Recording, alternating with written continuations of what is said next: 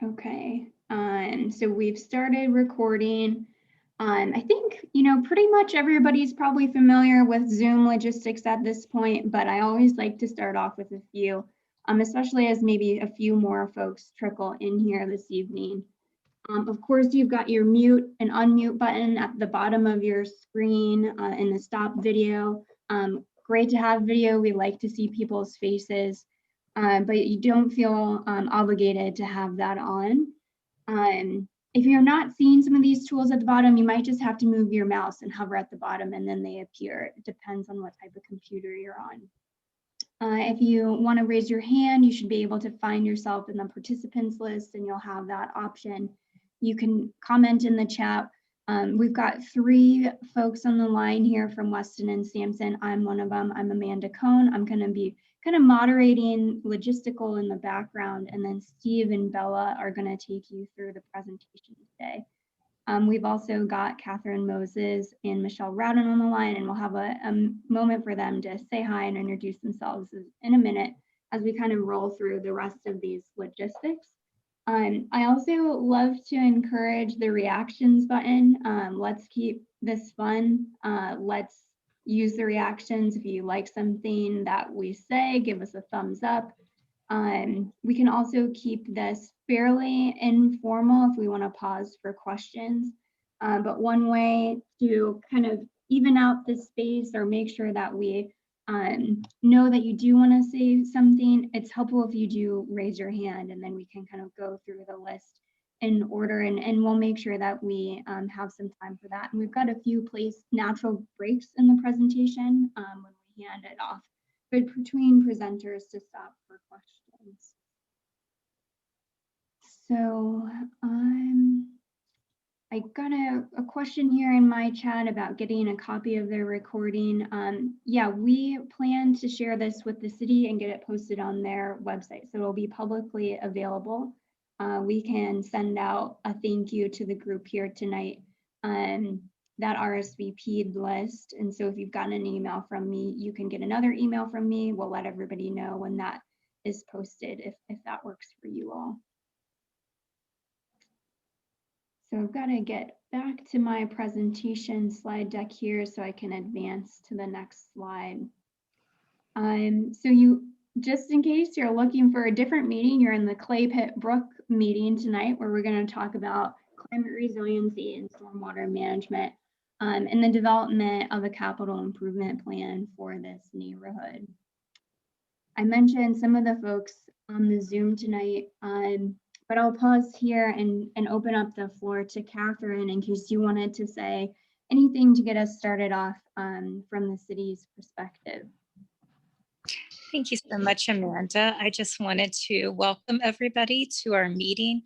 Thank you for making the time in your busy day to be able to participate in this event. My name is Catherine Moses. I'm the energy manager for the city of Lowell, and I'm heavily involved in different types of things to help reduce our emissions on the energy side of the ledger to help prevent the worst impacts of climate change. I've also been heavily involved in our adaptation strategies through the Municipal Vulnerability Preparedness Grant.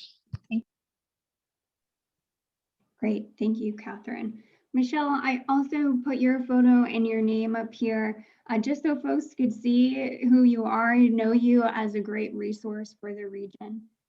Not to put you on the spot, but if you want to say hi, we'd love to hear from you, or if you want to put your contact information in the chat, that'd work too. Thanks for inviting me to the call tonight.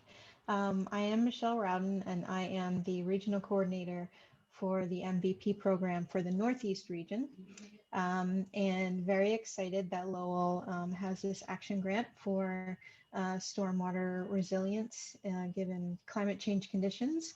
And I'd be really interested to hear what the folks from the city have to say about the project, good, bad, or indifferent. It always helps improve projects. So thanks a lot. And we'd also love to hear from you. So if you want to let us know your connection to Lowell, Claypit, PAWTUCKETVILLE. We met some of you as you entered into the meeting tonight, but always helpful for us to have some background and context. And so we welcome that, but also not mandatory. So we'll keep moving here. So Michelle mentioned that this is a part of the MVP program. So that acronym stands for Municipal Vulnerability Preparedness, and it's a grant program at the state level. There are two different phases of that grant program. There's one to develop different priorities based on climate resiliency goals. And then the second phase of that is to put some of those priorities into action. So Lowell did receive the MVP designation in 2020 after finishing the hazard mitigation plan and an MVP summary of findings report that was recently adopted by City Council and approved by MEMA and FEMA. And so it's now official. But one of the items that really rose to the top in that was looking at the Claypit area for projects, more specific projects, and really analyzing what are the options of building resiliency in the Claypit Brook watershed. And so this action grant was really stemming out of that process and continuing on the priorities there, which is also exciting that some of the projects that were identified in this action grant may also be eligible in the future for either this grant program or other grant programs. And that's something that we're certainly considering as we wrap up. This also drives some of the timeline that you might hear about tonight. So we were on a little bit of an abbreviated timeline. We are working within the fiscal year time period. So we do need to wrap things up by the end of June. So we're coming up on our last 2 weeks here. So this is really a summary of the things that we've completed to date. We've got a few things left, but also a great chance to hear the final thoughts from you all to make sure that we are incorporating that into the final plan. And John, I see you've got your hand raised. Did you have a question about the MVP program? Yeah, just a quick question. I think we just met a few weeks ago. It looks like the same group. I see Bella and Steve and some of the familiar faces. Can you tell me what the difference is between the meeting that we recently had and this meeting? Yeah, so it's going to be very similar content. So we did join the PAWTUCKETVILLE Citizens Council meeting, not this last Monday, but the previous one, and gave a lot of the same information. This meeting is open to the broader public. So all of Lowell was invited to this meeting, whereas the PAWTUCKETVILLE Citizen Council, we didn't publicly advertise that meeting, and this meeting was posted on the town's website and other places. And so that's really mainly the difference. Some of the content's going to be a little bit different. We've got a little bit more time tonight also to dig into some things. So if you were at that meeting, which it sounds like many of you were, you will see a lot of the same content. Great, thank you. Okay, great. And with that, I will pass it off to Bella. Hi, everyone. Thank you for being here. I'm Bella Purdy. I'm an urban planner and climate resilience specialist at Weston and Sampson.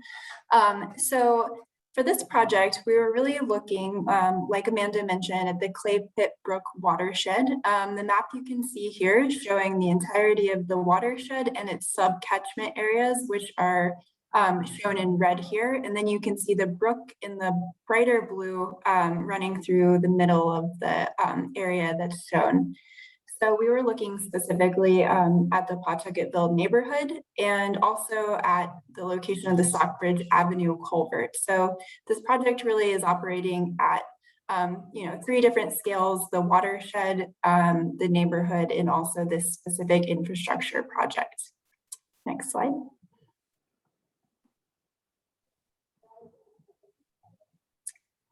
So as many of you know, and we've heard from you, of course, there's flooding that's experienced in Pawtuckettville. You can see the FEMA flood insurance rate map here on the right and the extent of the flood boundary there. It's the zone AE, which is, a significant zone for flooding. And, there have been several historic flood events in the past 2 decades in the Pawtuckettville neighborhood. So you can see on the left images from those floods in the 2006 and 2007 floods in the neighborhood, significant damages to homes, many people out of their homes for up to a month, and just damage overall to the neighborhood. So thinking about this historic context, the project really looks at, past experience events, but then using data to see what the future will look like and inform the capital improvement plan, which we'll talk about further in a little bit. Next slide.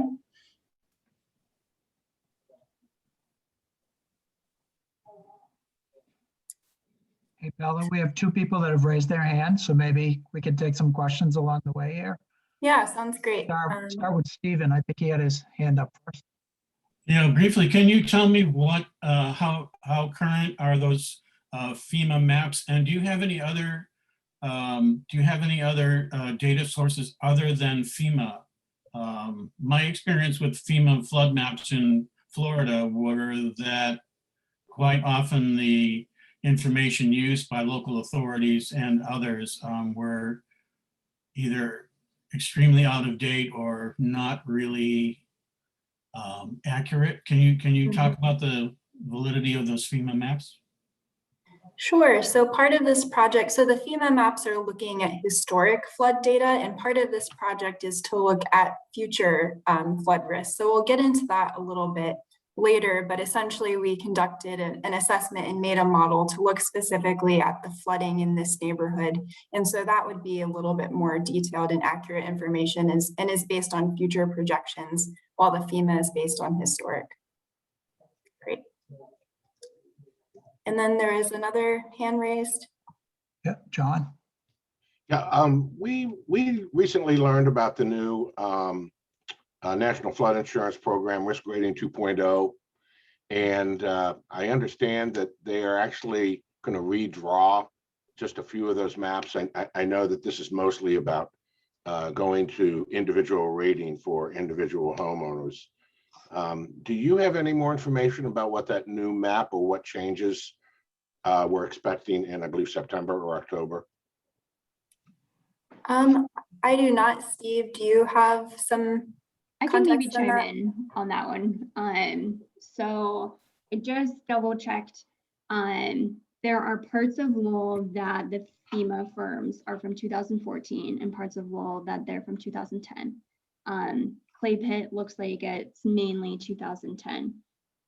They do get updated periodically. The USGS will come in and they'll do some modeling. They'll also talk to the city staff and talk about the experience of flooding. And so there are a few data sources that go into updating those plans. As those are updated periodically, and really, to my understanding, based upon FEMA, or I think you can also petition the maps to be updated, but I think the decision to update them is almost largely dependent on MEMA and FEMA. I know that related to updating those maps, DCR is the state's kind of flood mitigation liaison in addition to MEMA. And so DCR is also supporting communities right now to update their flood overlay district language to be in compliance with the federal regulations, but also to correctly reference maps. So as maps get updated, your regulations will also have to be updated in order to stay in compliance. And so there's a few different moving parts there. And largely that is happening at the federal level. I also wanted to add that the part that Steve's going to talk about later in the presentation, our H&H, or hydraulic and hydrologic model, did look at flooding in the area and has specific say even in this event, we will see 0.2 feet of flooding on this particular roadway. We do have some information like that that looks at topography, looked at the climate change projections that we're anticipating. And so that also factored into the recommendations that we made or have the prioritizations that we put into this on which projects are really going to provide you benefit in reducing flooding in some of those areas today and in the future. We haven't been able to get much information other than the generic information that's on the FEMA Gov website. But because the Pawtuckettville floodplain is a more traditional neighborhood with many of those homes, actually you could see the development of wetlands regulations. Some homes are filled up on a hill and built up on top of that. And as those became illegal, as they're filled in floodplain, other systems were developed. But we don't have any specifics. And so I just hope we all keep in mind that given a more traditional neighborhood and the fact that FEMA 2.0 or FLIP 2.0 seems to benefit new developments, I think we're going to get our citizens, our neighbors are going to get whacked badly by flood insurance premiums in October. I think they're going to be shocked. That's all. Any specific information you can find out about 2.0 or the re-rating, we'd be very interested in, because we can't get any information on it.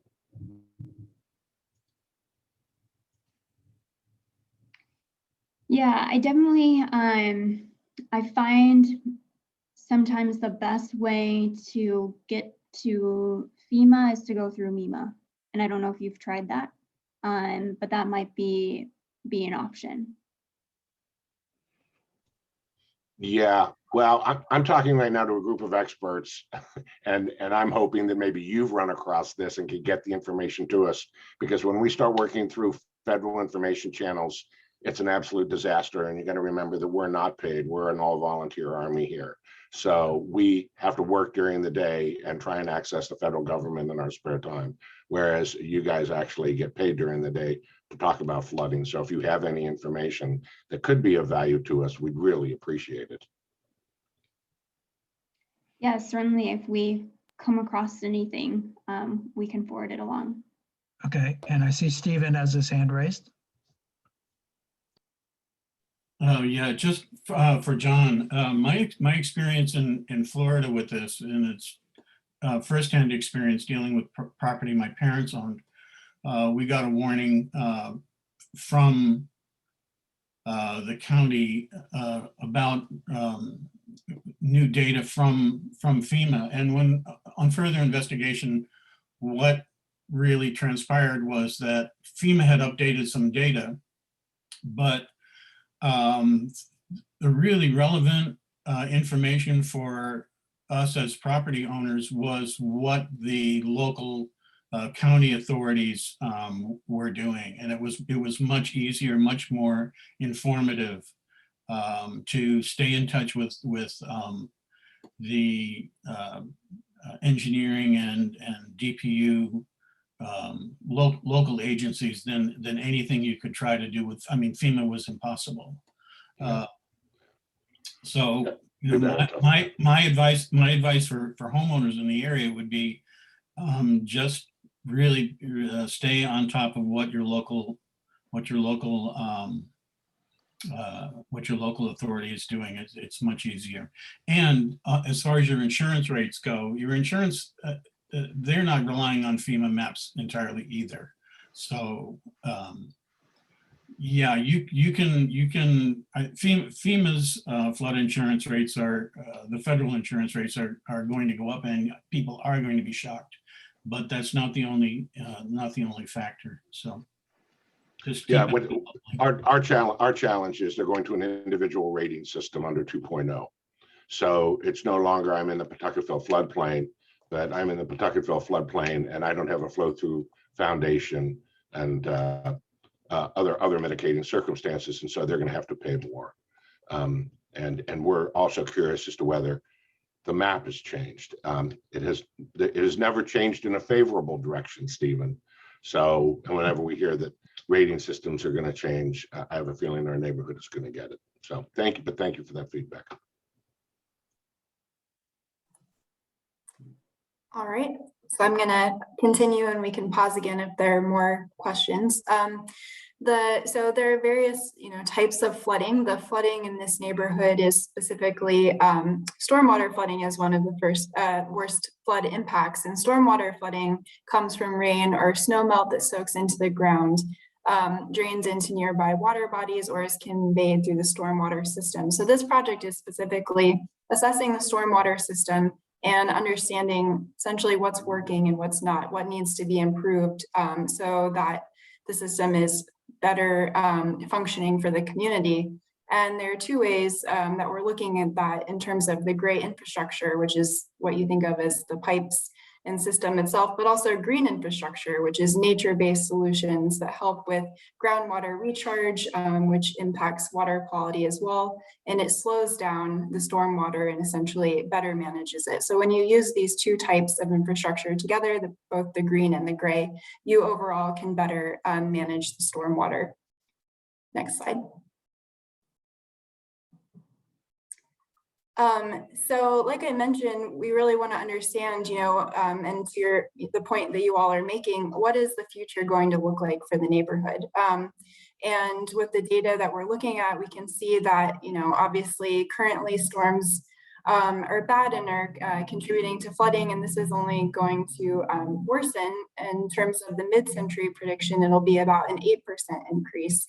End of century is likely to be around a 13% increase. So you can think of that as, extreme precipitation event is defined by 2 inches of rain per day. That amount will get larger over time. And this project is thinking about how can we be prepared for that? How can we better manage that addition of rain in addition to the stormwater system, so that it is managed better through those 2 strategies that I mentioned, which is the green and gray infrastructure. Next slide. This project was also looking at heat impacts. So urban heat island happens when you have a lot of impervious area, a lot of development in the neighborhood. Ways to mitigate urban heat island is through introducing more green area, impervious area, things that will reduce the land surface temperature and also contribute to shade and human comfort. There are specific individuals that would have, kind of a more sensitivity or vulnerability to heat impacts. Individuals that work outside, so people who are directly experiencing heat on the hottest days. People who might have underlying health conditions, and then age can also be a factor. So if you're a young child or if you're an older adult, all of these things would increase your sensitivity to heat. So part of our process is to understand, what types of strategies can help with both the stormwater and the urban heat island impacts. Next slide. So this is something that we also modeled. To the right, you can see the outline of Lowell, and then you can see the watershed specifically called out with the red dotted line. In the case of the PAWTUCKETVILLE and the Claypit area, there's actually a lower heat experience in this neighborhood due to the large amount of tree canopy cover and open space in the neighborhood. So that's definitely a benefit for this area. You can see that this is more, you're seeing the shade of blue, which is correlated with the 80-degree temperatures, whereas you can see in the orange and yellow, those are the higher temperature experience temperature. Looks like we have a question here. Comment. Okay, so Michelle was following up about the question about the FEMA flood insurance maps. Next slide. Yeah, so John, in the chat there, those are the people that are updating the firms from Massachusetts along with FEMA. Joy and Eric are people to contact, and we're in touch with them on a regular basis, so we can ask you a question as well about the timing of the release. of any floodplain maps updates for. Yeah. And Steve, you know, we were just caught off guard. We were approached by a meteorologist from Channel 5 to do an interview, and Yeah. she had all of this information about FLIP 2.0, and we had no information. We haven't been able to talk in depth with our neighborhood about it yet. So yeah, we'll get a hold of Joy Duperall and Eric Carlson. Eric Carlson. Thank you very much for that. Thanks, Michelle. Great. So from our analysis and through the components that I was describing to you, the ultimate goal of this project is to develop a capital improvement plan. So that will be tying a series of strategies to sort of a general timeline and cost associated with them to sort of have a roadmap forward in terms of implementation. And so the capital improvement plan is informed by a couple of different things. The assessment of the stormwater system, so better understanding drainage deficiencies, and then creating a proposed plan to understand the drainage conditions, culvert conditions, and then, like I mentioned, the future flood conditions of the neighborhood. So all of that information is going into the strategies that we have come up with for the neighborhood. And so the two goals really from the capital improvement plan are a preliminary design for the Stockbridge Avenue culvert. So we'll go into that a little bit more, but that's sort of a particular problem area that would contribute directly to improvements to stormwater management with this new design. And then the introduction of nature-based solutions or green infrastructure. Those are those green components that can better help manage extreme precipitation and stormwater and also contribute to water quality and, like I mentioned, urban heat island reductions. Next slide.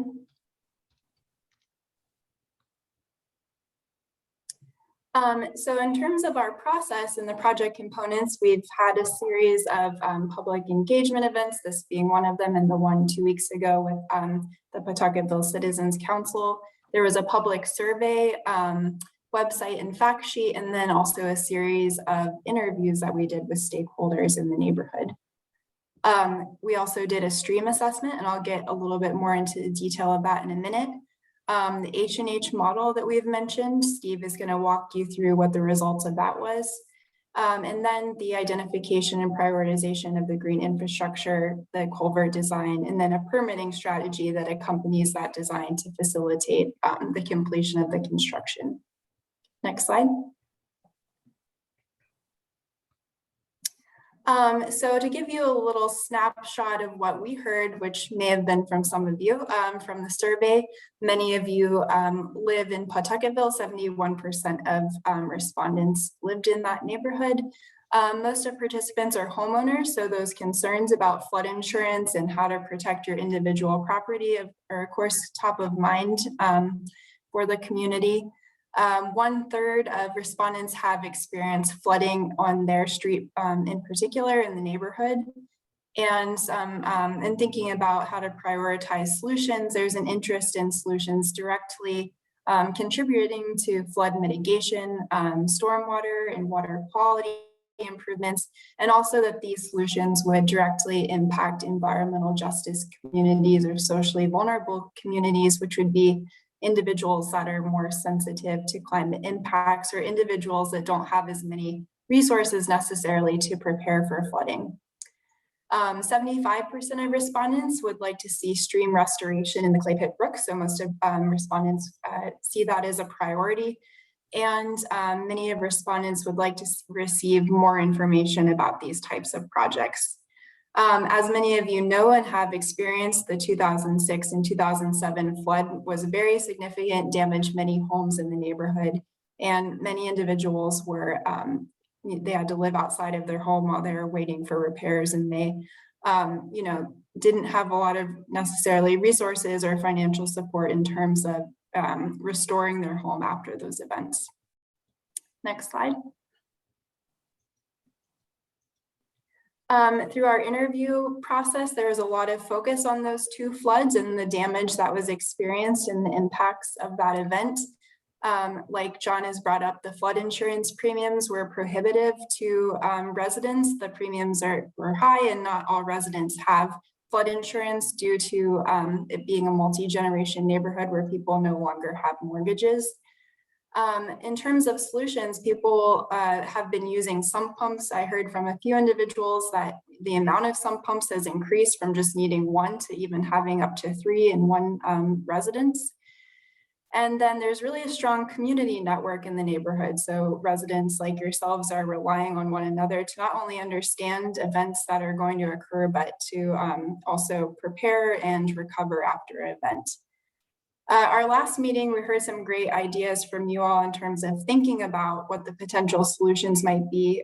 Christine from DPW did a great job sort of walking us through some of the limitations of some of those solutions. But that's all to say, we really appreciate the feedback that you all have given and sort of thinking creatively about how we might address some of these solutions going forward.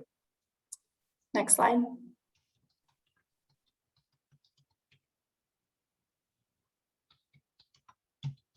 All right, so jumping into the stream assessment, there are a couple of different things that were looked at. The stream runs for about 2.5 miles, and that whole extent of the stream was walked and assessed for the following things: sediment buildup, vegetation overgrowth, debris in the stream, culvert conditions, bank erosion, and beaver dams. So each of these different elements are things that can impact flooding, impact the flow of water, and are things to look at in terms of what could be improved in terms of stream restoration, which would also have an impact on how water is being managed and essentially the flood impact that's experienced. Next slide. So from this assessment, it was found that there are about 300 linear feet of the bank that needs stabilization. 16 beaver dams were found. There are about 20 fallen trees. So in terms of debris that needs to be removed, that was what was found. Overgrowth removal, there is about 1,700 linear feet of area with overgrowth, and then 10,000 cubic feet of sediment removal. So these findings are correlated to potential projects, which would be a further assessment, removal of a culvert for stream restoration, head wall repair and replacement, culvert replacement, and then stream maintenance. So all of these findings are directly impacting that capital improvement plan that I mentioned. Next slide. All right, well, with that, I'm going to hand it over to Steve, and he's going to walk you through the H&H model. Thanks. Thanks, Bella. So the H&H, hydrology and hydraulics, stands for hydrology. Part of the model is how much water is flowing under different events and the rate of that flow. And the hydraulics is the capacity of the system to manage that flow. Are the culverts big enough? Are the bridge crossings large enough? Is the piping network large enough to handle it? And what happens when it isn't?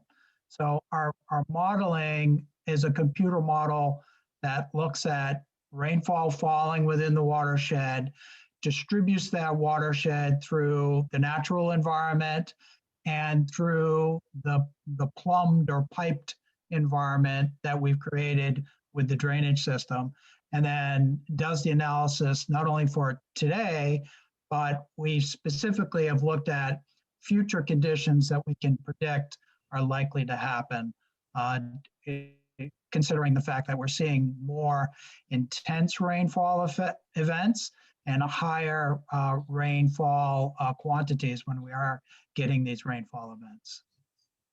Next slide. So there was a question of the modeling and how that compares to the FEMA flood predictions that have already been produced by FEMA and the mapping that's there. FEMA, again, looks backwards to historical events, and all of the work that we did was to build on that, either confirm where the flooding is occurring today, according to FEMA, and what we see very site specific throughout the watershed of water elevations and volumes. And then we look to the future. So we're showing maps in our reports and in the modeling outputs of how that is going to change. That 100-year floodplain is basically going to expand over time and encompass more area of Pawtucketville, primarily due to the fact that the controlling factor here is the Merrimack River on the downstream side, and the fact that there are a lot of low-lying areas along Claypit Brook from Varnum Ave south that are considered within the floodplain. And the floodplain is only going to expand in the future as we get more rain and more intense events. Next slide. So our modeling results looked at every single crossing. As I mentioned, we looked at current conditions, future conditions, and this is all leading to, well, what can we do to help solve some of this chronic flooding that's happening today and is going to happen more frequently in the near future. And the scenarios that we looked at for these different time frames include everything from the 2-year storm event up to 100-year storm events for today and out into the future, to mid-century and to the end of the century. And at each of these crossings, we now have overtopping depths of how much water that we would expect to be over the top of each of those culvert crossings that occur essentially from Varnum Ave south down to the outlet at the Merrimack River. And we've identified these with in the box here of how much additional depth of feet that we can expect in these different rainfall events. And in the chat, there was a question about one of the other crossings.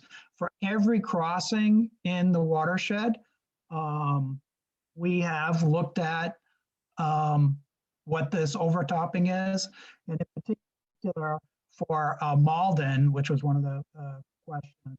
It overtops right now at a 7-year rainfall event, and it is recommended that the culvert actually be replaced from our analysis and improved and increased in size and capacity to pass more water.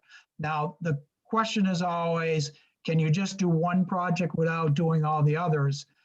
The situation that we have here is each one of these crossings is almost like a little dam in the stream. And it creates backup as water's trying to flow out of the system. So you really have to look at this as a system approach of our plan that we're providing for the watershed is not just fix one crossing like the culvert at Stockbridge Ave and you're done. It's a series of, there are many projects, each of them costing several $100,000 to replace, that will have to be done over time to lower that chronic flooding that's happening. Will it solve those big 100-year events that are causing from the backup of the Merrimack River? No, that won't solve that in many parts of the watershed, but it will solve some of these chronic conditions of a high-intensity rainfall event that falls into between a 7 to 10 to 25-year event. Those can be handled by increasing some of this infrastructure and going up into the watershed and storing some of the rainfall up in the upper parts of the watershed. And Stephen, do you have your hand up? Yeah, can you say either who or what input data you used for your projections? Yeah, our projections are based upon projections coming from the state that actually Weston and Sampson helped produce through a series of statistical analysis of rainfall events. So we took all the NOAA rainfall data and we projected it out to both mid-century and to the end of the century. And these numbers that we're using, which are about 8% increase to the middle of the century and anywhere from 13 to 20% on top of our typical rainfall numbers that we're seeing today by the end of the century. And we've produced these numbers for the entire state of Massachusetts specifically. They're going to be used by the state now for planning purposes and in some of their regulatory programs. It may be coming out in the next version of the Stormwater Handbook for design parameters for new infrastructure. Because you think of it, most of the time we're only designing our drainage infrastructure to handle like a 10-year rainfall event. But the 10-year rainfall event of 5 inches today is going to be, a much bigger storm event in the middle of the century and at the end of the century. So if I could briefly just follow up. So for your for the data that drives the climate change projections here, would you be using like the IPCC Yes. Projections, the latest Yep. IPCC projections for that? Yes. Thank you. Okay. Any other comments, Amanda, in the chat that we need to? We had one about the downed trees, so I can quickly clarify that one. So these would have been trees in the stream causing some ponding behind them. So they weren't necessarily just downed trees. They were ones that were kind of altering the hydrology of the stream itself. Both Michelle and I put in some links to the same website, just different pages. Michelle's goes directly to the homepage. The one that I put in goes directly to these design standards that you asked about, Stephen. I find there's so much information on there that there's a lot to dig through. So I wanted to give you the direct link there. Very good. Okay, next slide. So I mentioned that in addition to some of these culvert crossings and the pipe network that needs upgrading, and that will all be in the final report here. We also identified some areas where we can use nature-based solutions or green infrastructure in parts of the watershed to try to get some of that stormwater that's being generated and running off of impervious surfaces into the ground as much as possible, where it is possible to infiltrate it, or just stored within the watershed. We're lucky in this watershed that there's a large state forest in the upper part of it, and there's actually some opportunity there in the future working with the state to perhaps use some of that land for more stormwater management by holding some of the water back. So it's things like looking at more trees and reforestation, bioretention systems that can be installed along many of the roads in the watershed, floodable fields, areas where we can actually use them for part of the time for flood storage, permeable paving, take some of those asphalt areas and make them allow water to infiltrate and generate less stormwater runoff. And then swales along the edges of the roads that also can be part of the conveyance system, but rather than in big pipes on the ground, we can have them on the sides of the road and they can handle more volume on top of the fact that we've got pipes underground. So it's a combination of green and gray or blue and gray infrastructure, if you want to look at it that way. Next slide. So as part of this project, we've identified specific green infrastructure projects, and we've developed what that concept is and how much it would cost. And we've gone through the hydraulic analysis to rank them. And we've come up with cost estimates for each one of them too. So this plan produces a capital improvement plan that the city can follow and start implementing, including the ranking of each of these in terms of primarily the volume of water that they can manage and reduce that can help some of the chronic flooding within the watershed. So when this report is released at the end of the month, you'll be able to look at it and see all of these specific projects identified in there. Next slide. So one example would be some bioretention and some reforestation at Varnum Ave. There are some areas that are open. You also see on the image, the map image to the left, there are these little yellow symbols along the roadway where we think that some of these bioretention sites, these are good locations where water can actually move into those areas and be captured, flow into them and infiltrate. So if as part of a master plan for the watershed, all of these things get implemented, the volume of water reduces and the amount of flooding decreases. Next slide.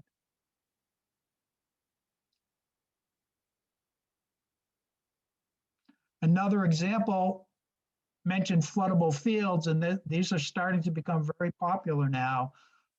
At the middle school, we identified that as a large area with lots of impervious surface, but also lots of space that could be used in the upper part of the watershed to hold back some of that water with both a floodable field and some bioretention that could be implemented there.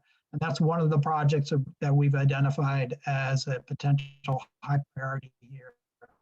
In the watershed. Steve, could I ask a couple questions? Yeah, sure. Just out of curiosity, on the previous slide, Yes. where is that? Oh, I know where that is. That's Varnum. yeah, Varnum, that- actually, they couldn't build on it because they found it was a toxic site. The it's a city bought toxic it. site. Yeah. But the city had bought it and they put a foundation in, and then they found out that was a toxic site, so they had to cover it up and contain it. Yeah. So we've even found on some of these sites that may have either contaminated groundwater or contaminated soils, you can line them and store water in them.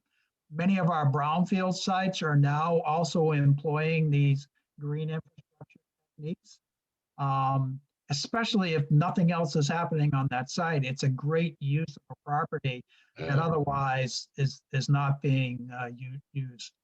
Yeah. And then on your next slide, I just had a question about Wang. That's right up the street from me. That's way uphill. I would have thought the elevation would have prevented it from being helpful as a floodable field. No, it is at the top of the watershed, and for a lot of these control measures, if you can capture that stormwater as it's being generated in the upper part of the watershed, that's the best place to do it versus at the bottom of the watershed after it's already caused all the flooding and the damage.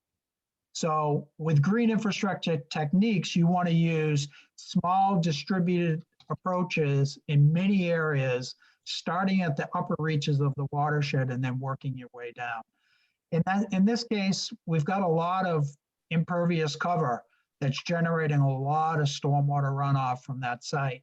And if that could take some of the water from that area and some of the surrounding roads and manage it on site there, it helps to reduce some of that volume. And we calculated what that volume reduction would be through our model. And just as a matter of historical interest, right behind Ann Wang Middle School is a small spring that was the water used for Moxie when Moxie was produced in Lowell. So there you go. And I'll think of the name of that spring in about 2 hours. Excellent. Thanks, John. Okay, next slide. And just so that you don't think that this is something that's not happening, we are seeing these types of floodable fields, floodable play areas, floodable parks happening all over.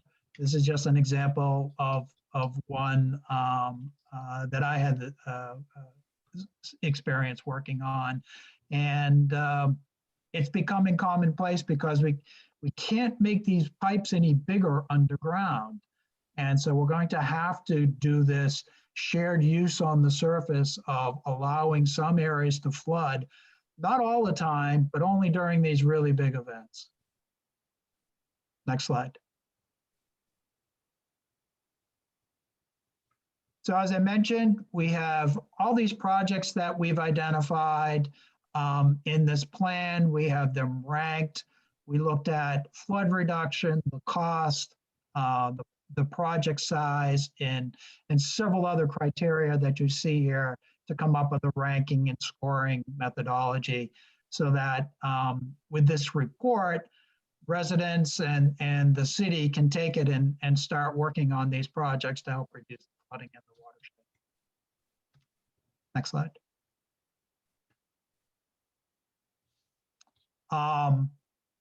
One last piece is we did a culvert design for Stockbridge.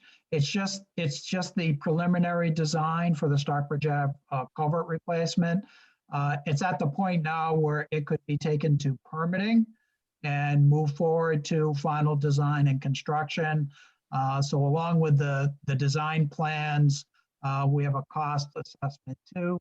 And there are a number of grant sources that can be used to implement the range of actions that we've identified in the plan, whether it's continue going to the MVP, Municipal Vulnerability Preparedness Program for a grant, looking for water quality grants to implement these green infrastructure components, or flooding from FEMA under what they call the Brook program, which is the Building Resilient Infrastructure and Communities program.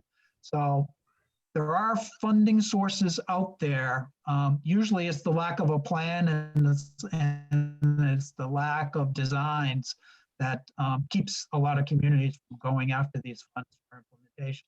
You now have it and can move forward. Next slide, I think is it. Amanda, I'll let you talk about the website and the fact sheets if you'd like. Yeah, so if you are interested in the plan, the hazard mitigation plan that we have referenced tonight, the official adopted plan is going to be posted online if it isn't already. So if you are interested in looking at in more detail, you can find it online, as well as some other fact sheets and other types of information. And as we wrap things up and next steps happen, this is going to be an evolving page. So we just wanted to remind people that that's there. And we've also been working with the city to start thinking about, more social media posts to promote events like this and others. So if you don't follow the city on social media, I hope that you'll also do that. So that is the end of the presentation tonight, but we've got a few minutes left here until 7:30, so we can take some more questions. We've got a lot of questions and comments throughout the presentation, which have been great, but if you've been holding back till the end, hopefully we can try to address some of that now.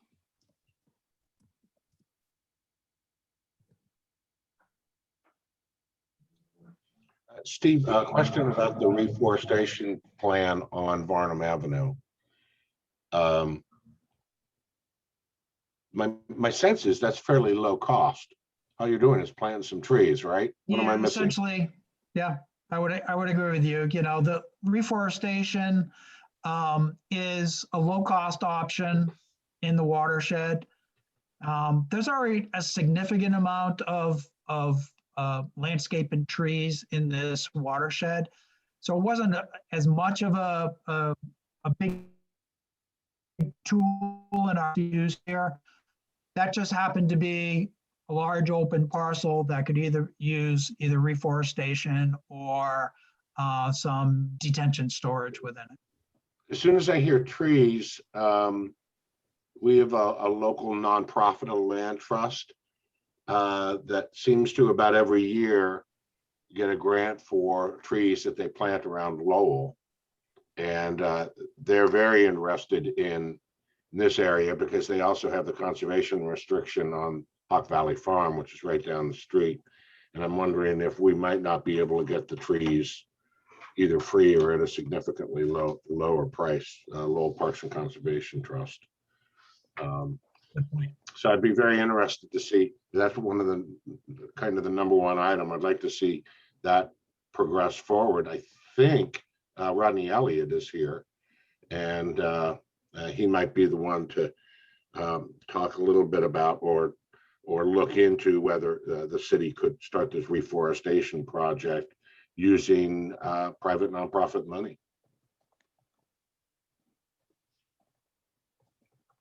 So interesting. Oh, was that a question, John? I have been on. I just haven't had.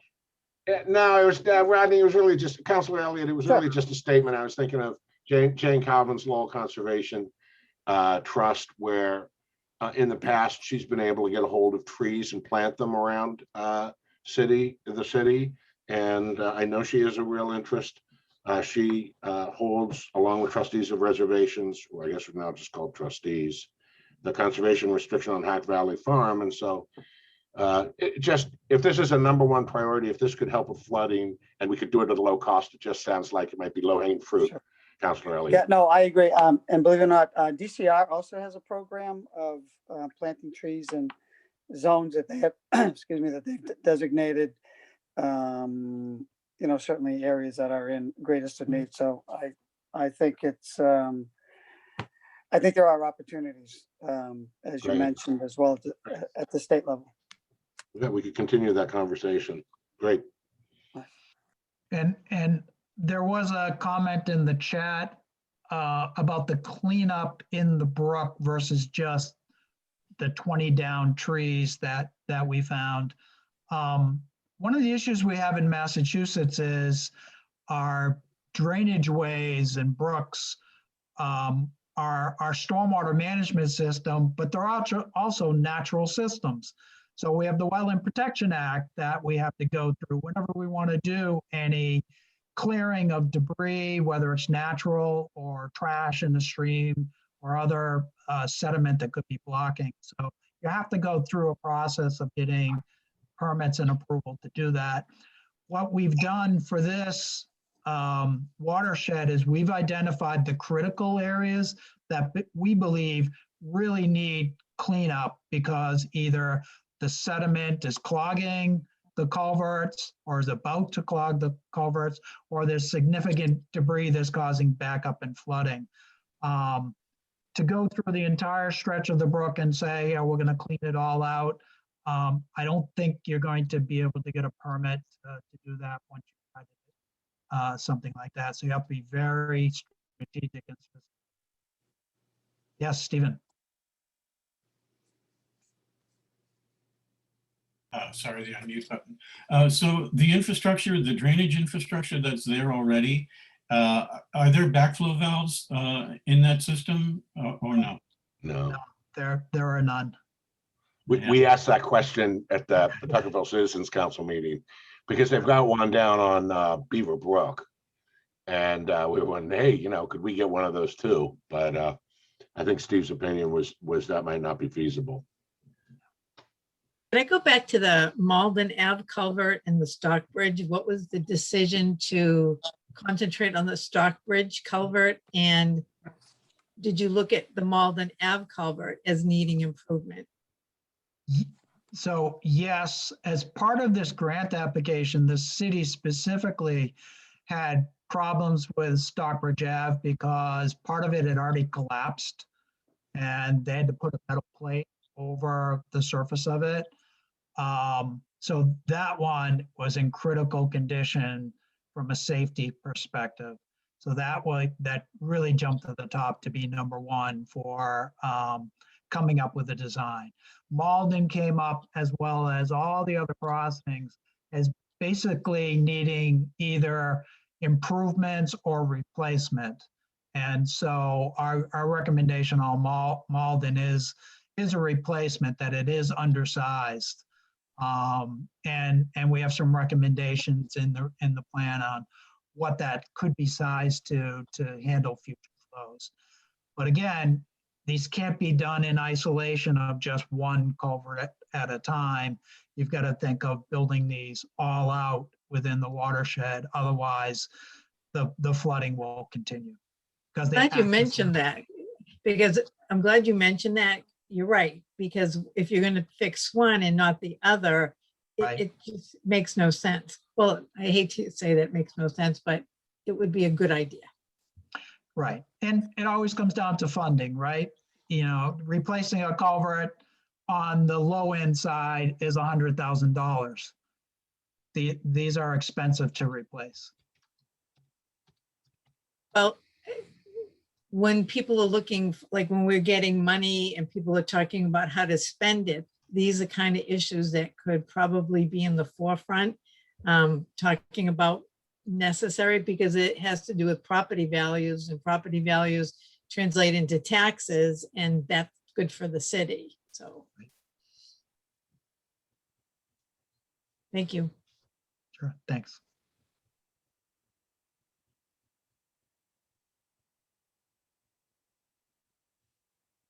Any other questions?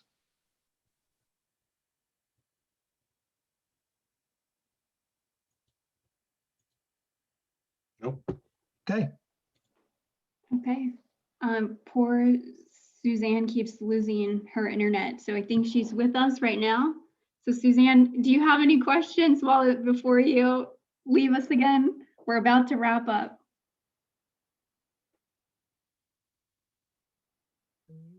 She mentioned she was having connection problems. Yeah, I keep seeing her in the waiting room, but maybe we've lost her again. Yeah. Okay, great. I'm going to stop recording.